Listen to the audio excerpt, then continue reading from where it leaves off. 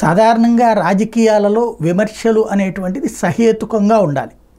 ఇదిగో వీళ్ళు ఈ విధానం ద్వారా భ్రష్టు పట్టిస్తున్నారు, తప్పు పని చేస్తున్నారు, దుర్మార్గం చేస్తున్నారు, దీన్ని మేము సరిచేస్తాం అనేటటువంటి రూట్లో ఉండాలి విపక్షం. అదే సందర్భంలో విపక్షం చెప్తున్నది అసాధ్యమైనటువంటిది, దుర్మార్గపు హామీలు ఇస్తున్నారు, మేము వచ్చి ఇట్లా చేస్తామనాలి. అయితే ఇక్కడ పదజాలం మారిపోయింది. దుర్మార్గ పథకాలని కాకుండా దుర్మార్గుడు, రాక్షసుడు, సైకో, ఇలాగా జగన్ని వ్యక్తిగతంగా నిందించడం. ఇంతవరకు జగన్ మ్యాక్సిమం వ్యక్తిగతంగా నిందించడం ఏంటయ్యా అంటే ముసలాయన అనేటువంటి పదం ఒకటే చంద్రబాబు మీద వాడింది. అలాగే పవన్ కళ్యాణ్కి సంబంధించి పెళ్లి గురించి మాట్లాడాడు కానీ రాక్షసుడు, దుర్మార్గుడు లాంటి పదాలు, నీచుడు లాంటి పదాలు వాడలేదు. కానీ రోజు పవన్ కళ్యాణ్, చంద్రబాబు ఇద్దరు కూడా నీచుడు, రాక్షసుడు, దుర్మార్గుడు ఇట్లాగా పదాలు వాడుతూ ఉన్నారు.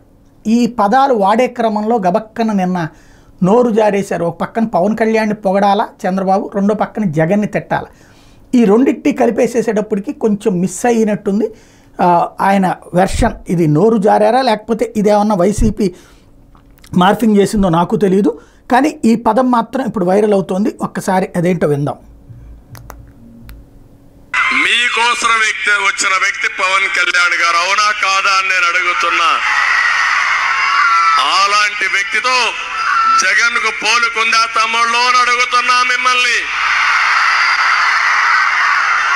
కనీసం రూపాయి నెత్తిన పెట్టి ఆలవేస్తే ఒక పైసాకు కూడా కొనని వ్యక్తి పవన్ కళ్యాణ్.